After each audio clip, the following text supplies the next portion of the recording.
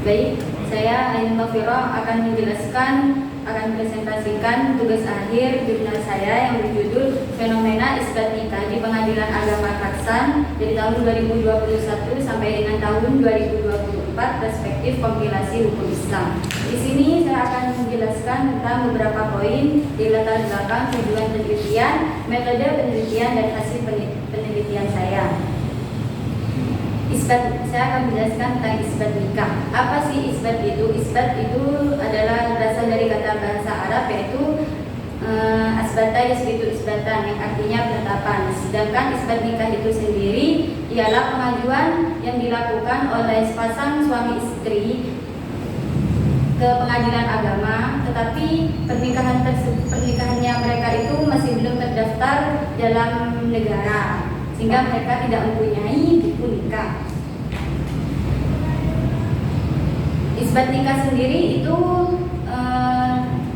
termasuk salah satu masalah umum yang berada di masyarakat. Penyebabnya ialah karena sebelumnya mereka itu melaksanakan pernikahan siri atau sembunyi-sembunyi, dan pernikahannya dilakukan sebelum mereka berumur 19 tahun. Metodologi penelitian saya yaitu mengkaji tentang teori, konsep, dan asas hukum perundang-undangan yang berkaitan dengan penelitian isbat nikah tadi, dan juga mengumpulkan data melalui wawancara mendalam kepada salah satu hakim di Pengadilan Agama Kraksan. Ini ialah termasuk pasal yang menjelaskan bahwa mewajibkan isbat nikah tadi, yaitu ada pada pasal 2 ayat 2 Undang-Undang Nomor 1 Tahun 1974 yang menyatakan bahwa tiap-tiap perkawinan itu harus dicatat menurut perundang-undangan yang berlaku. Juga ada dalam kompilasi hukum Islam yang terdapat pada pasal 5 yang menjelaskan agar terjamin ketertiban perkawinan masyarakat Islam, mereka pernikahannya harus dicatat. Hasil penelitian saya di Pengadilan Agama Kraksan, menurut Bapak Bahrul Ulum menjelaskan bahwa faktor terjadinya isbat nikah tadi ialah karena pernikahan tersebut tidak sesuai dengan hukum negara. Ini adalah grafik pengajuan isbat nikah di Pengadilan Agama Kraksan dari tahun 2021 sampai dengan tahun 2024. Di sini mengalami kelonjakan pada tahun 2022 dan sedikit penurunan dari tahun 2023 sampai 2024. Alasan permohonan isbat nikah tadi ialah karena mereka nikahnya belum tercatat atau tidak resmi, sehingga karena tidak mempunyai buku nikah, mereka harus mengisbatkan pernikahannya ke Pengadilan Agama setempat sesuai dengan pasal 2 ayat 1 dan pasal 2 ayat 2 Undang-Undang Nomor 1 Tahun 1974.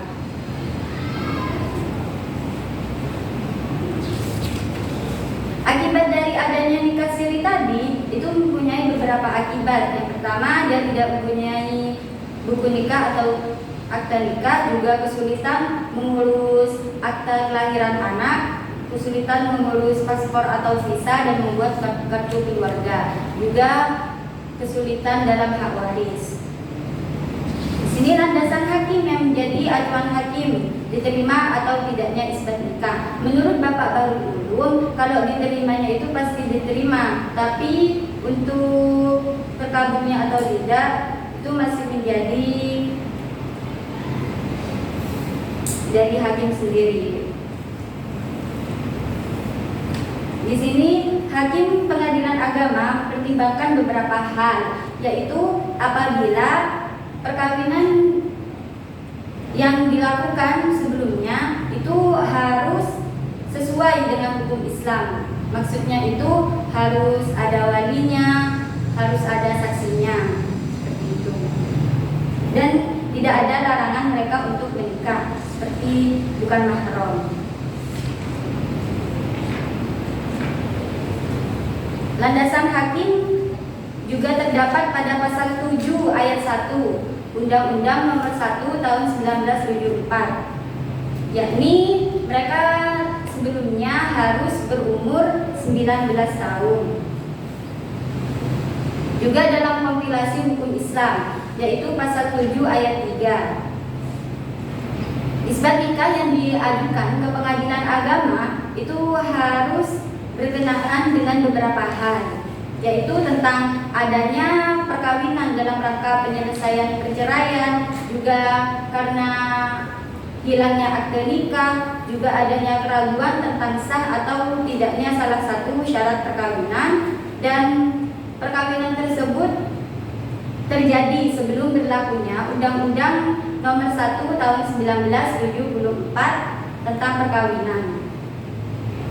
Perkawinannya yang mereka lakukan juga tidak mempunyai halangan perkawinan menurut Undang-Undang Nomor 1 Tahun 1974. Baik, tadi cukup seperti itu presentasi dari saya. Apabila ada pertanyaan. Baik, judul saudara ini bagus, isbat nikah. Coba sebutkan 3 ayat tentang nikah. Bismillahirrahmanirrahim. Hadis an-nikah sunnati Ayat Al-Quran dulu. Bismillahirrahmanirrahim. Ya ayyuhalladzina amanu idza tadayantum bidaynin faktubuhu wal yaktub.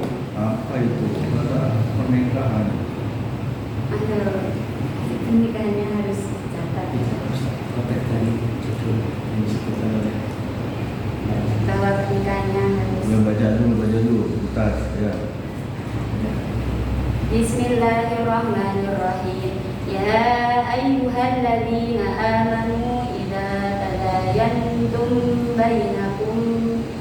Ya ayyuhalladzina amanu idza tadayantum bainakum bidainin ila ajalin musamma faktubuh. Wal yaktub bainakum katibun bil 'adl wa la ya'ba katibun ay yaktuba kama 'allamahu Allah falyaktub. Di sini menjelaskan bahwa wahai orang-orang yang beriman, apabila kalian bermuamalah dengan secara tidak tunai, maka hendaklah kalian mencatatnya, dan hendaklah penulis di antara kalian mencatatnya dengan benar. Bukan dengan tulisannya, karena konteksnya itu hutang. Itu tadi itu ayatnya itu tentang hutang. Sambungkan ada kaitan dengan gimana? Menganalogikan dengan orang sambungkan. Yo, coba ambil sisi yang apa hubungannya hutang dengan nikah? Karena tidak sesuai dengan hukum negara. Tidak dulu, baca dulu dasarnya juga, saya diterangkan. Saya ingin basicnya syariat itu kitab. Mana dasarnya?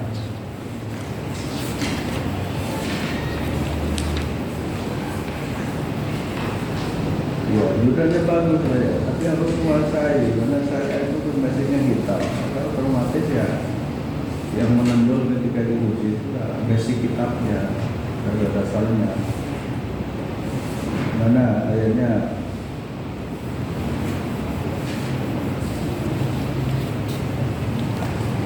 Mana hadisnya? Tadi 3 belum terjawab. Mana hadisnya? 3 hadis tentang nikah. An-nikah sunnati faman raghiba sunnati falaysa minni. Ya, mana lagi? An-nikah mustaqabun kama yahtadi ilaihi. Apa? Kama yahtadi ilaihi. Enggak, kalau nikah mustahabun itu bukan hadis tuh. Mana?